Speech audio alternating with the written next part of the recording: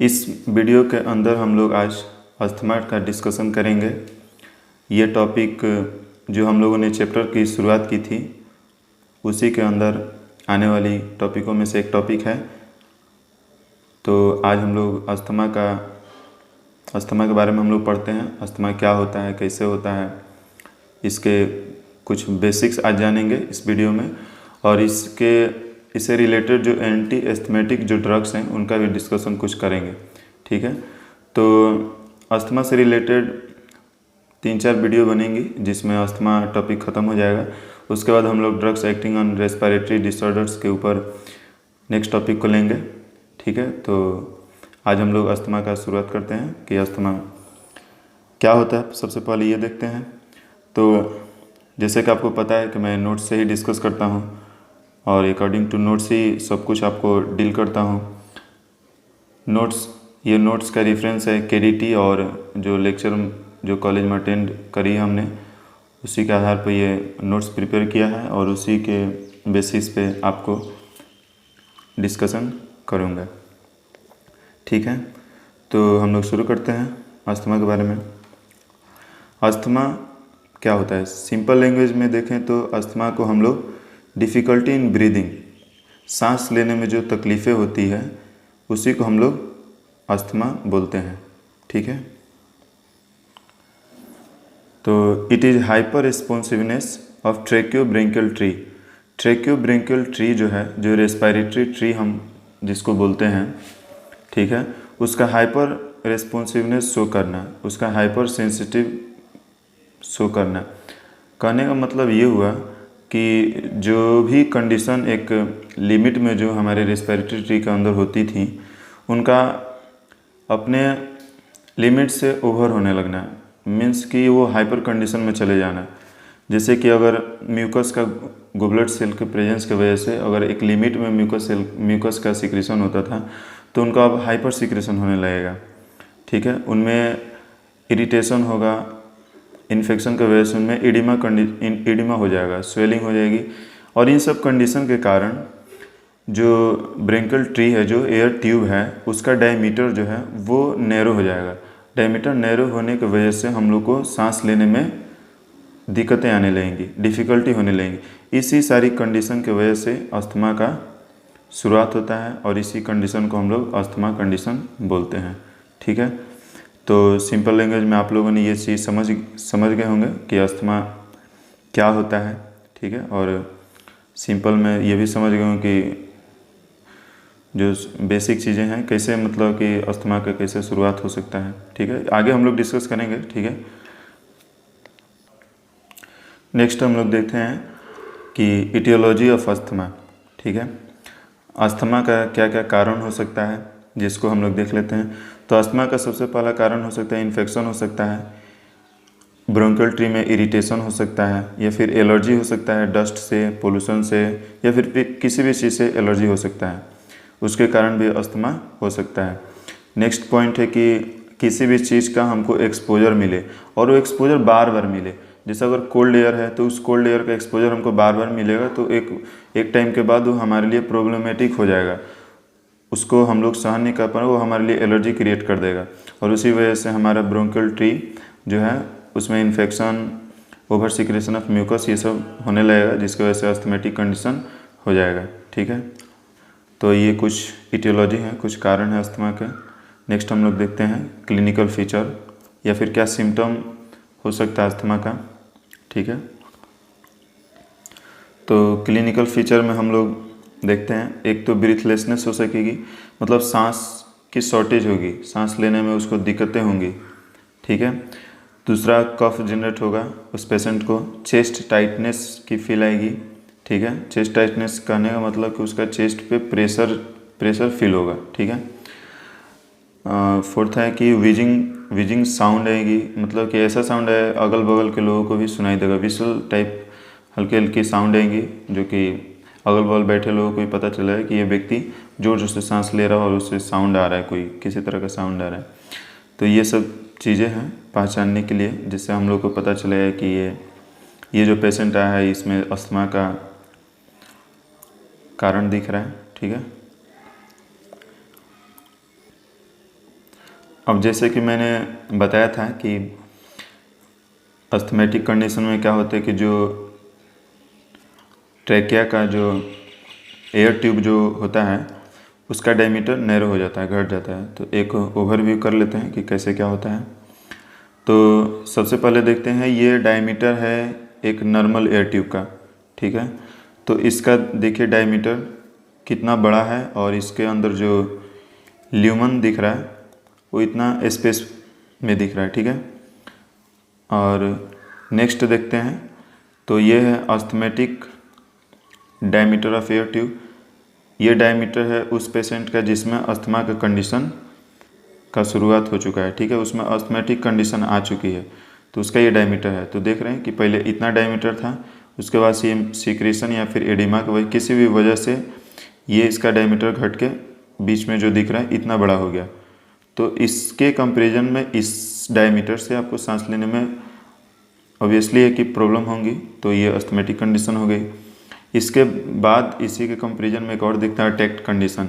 तो इसमें देखते हैं कि जो ल्यूमन है, जो ल्यूमन का जो डायमीटर है एयर ट्यूब का एकदम बिल्कुल नैरो हो गया है और ये अटैक्ड कंडीशन है। इतना ज़्यादा नैरो हो गया है कि फिर आप मतलब कि आपको सांस लेने की गुंजाइश नहीं बची, आपको फोर्सफुली सांस लेने पड़ेंगे और इस केस में आपको इमरजेंसी मेडिसिन चलानी पड़ती है, ठीक है।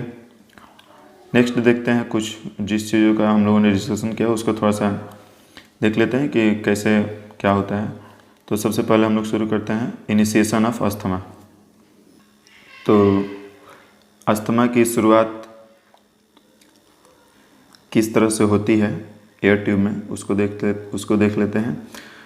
तो ये होता है inflammation due to mast cell, ठीक है। मास्ट सेल जो है वो जो लंग्स में प्रेजेंट है, आपको पता ही है मास्ट सेल हर जगह पाया जाता है।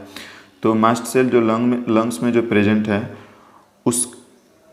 उसमें इन्फेक्शन या फिर उसके इरिटेशन की वजह से उससे हिस्टामिन ग्रेन्यूल्स का रिलीज शुरू हो जाता है और प्रोटीज एंजाइम का रिलीज शुरू। और ये जो दो चीज़ जो जिनका रिलीजिंग हो रहा है ये इनका ओवर सिक्रेशन होने लगता है, जिसके वजह से इन्फ्लामेशन कंडीशन अराइज हो जाता है। और इन्फ्लामेशन हो गया एयर ट्यूब में तो उसके वजह से अस्थमा का कंडीशन हो गया। एक नोट है मेरे नोट्स में जिसको हम लोग देख लेते हैं। इसको उन्हीं सारी चीज़ों को समझाने के लिए एक शॉर्ट फॉर्म में लिखा हुआ जो चीज़ है, ठीक है। एलर्जेंस क्या होते हैं? वो पार्टिकल्स, वो एजेंट्स, वो फॉरेन एजेंट्स जिनके वजह से आपको एलर्जी होती है उन्हीं को एलर्जेंस बोलते हैं, ठीक है। एलर्जेंस जब मिल जाते हैं या फिर बाइंड कर जाते हैं किससे? इम्यूनोग्लोबिन ई से। पता है इम्यूनोग्लोबिन ई क्या होता है? नहीं पता है तो आप फिजियोलॉजी में पढ़ सकते हैं। इसमें अगर डिस्कशन करूँगा तो फिर वीडियो बड़ी हो जाएगी, ठीक है। तो जो टॉपिक जिस सब्जेक्ट का जिस चैप्टर का जितना ज़रूरत है उसमें उतना ही डिस्कशन करने से उसकी वीडियो लिमिट में बनेगी, ठीक है। इसका डिस्कशन वैसे भी आपको आगे बहुत सारे वीडियो में आएंगे, तो जहाँ पे ज़रूरत होगा वहाँ पे इसका डिस्कशन कर दिया जाए, ठीक है। बाकी आप समझते होंगे। एलर्जेंस और IgE कंबाइन करेंगे तो क्या करेंगे? ट्रिगर कर देंगे रिलीज ऑफ हिस्टामिन और लिटोट्रिन का, ठीक है। हिस्टामिन और लिटोट्रिन का ट्रिगर हो गया रिलीज। ट्रिगर का मतलब होता है कि मतलब अचानक किसी चीज़ को बोल देना है कि तुम अब शुरू करो, इस तरह का ट्रिगर मिल जाना। स्टिमुलेशन का ही कह सकते हैं, स्टिमुलेशन से कंपेयर कर सकते हैं ट्रिगर को, ठीक है। ट्रिगर कर देता है हिस्टामिन और LTS को रिलीज को। और ये दोनों रिस्पॉन्सिबल हैं किस के लिए? तो ब्रोंकियन स्मूथ मसल कंट्रैक्शन के लिए हिस्टामिन और LTS ये दोनों रिस्पॉन्सिबल हैं ब्रोंकियन स्मूथ मसल्स को कंट्रैक्ट कराने में, ठीक है। ऑब्वियस सी बात है कि जब ब्रोंकियन स्मूथ मसल का कंट्रैक्शन होगा तो उसका ल्यूमन का जो डायमीटर है वो घट जाएगा। ल्यूमन का डायमीटर घटा तो क्या हो गया? अस्थमैटिक कंडीशन शुरू हो गई, ब्रीथ लेने में डिफ़िकल्टी शुरू हो गई और इसी कंडीशन को तो हम लोग अस्थमा कंडीशन बोलते हैं, ठीक है। नेक्स्ट हमने आपको समझाने के लिए जो अस्थमा का जो कंडीशन कैसे अराइज होता है शुरुआत से उसके लिए एक फ्लो चार्ट बनाया है जिसको देखने से आपको बिल्कुल क्लियर हो जाएगा कि अस्थमा का कंडीशन कैसे होता है, ठीक है। तो इस फ्लो चार्ट को हम लोग देख लेते हैं। तो सबसे पहले क्या होगा कि एक्टिवेशन होगा TH2 सेल का। TH2 सेल क्या होता है? तो ये TH2 सेल को हेल्पर सेल बोलते हैं।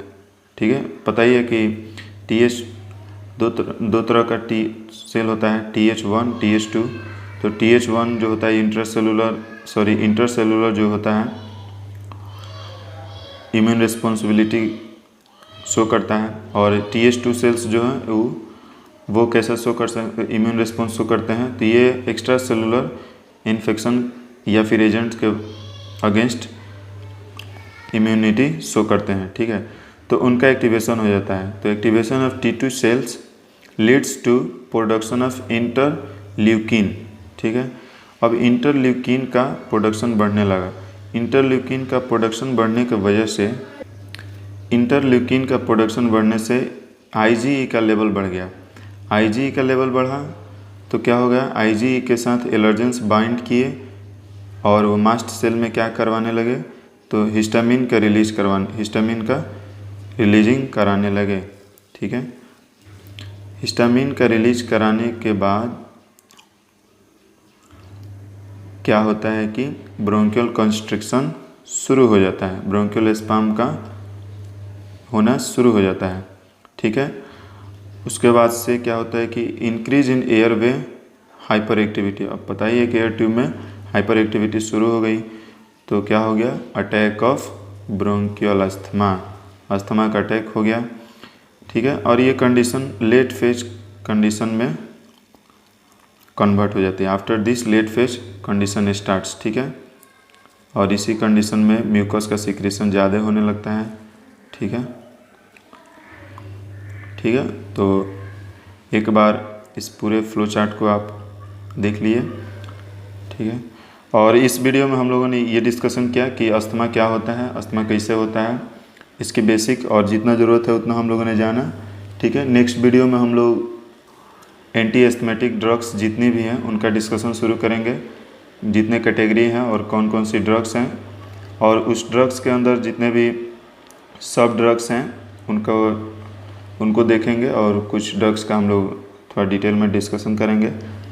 जितना सिलेबस में वो सारा कवर हो जाएगा। ठीक है, इसलिए टेंशन नहीं लेने का, और इसको इसको सुनने का, इसके जो भी लेक्चर ये अपलोड हो रहा है उसको अच्छे से सुनने का, और एक बार हो सके तो बुक पढ़ लेने का।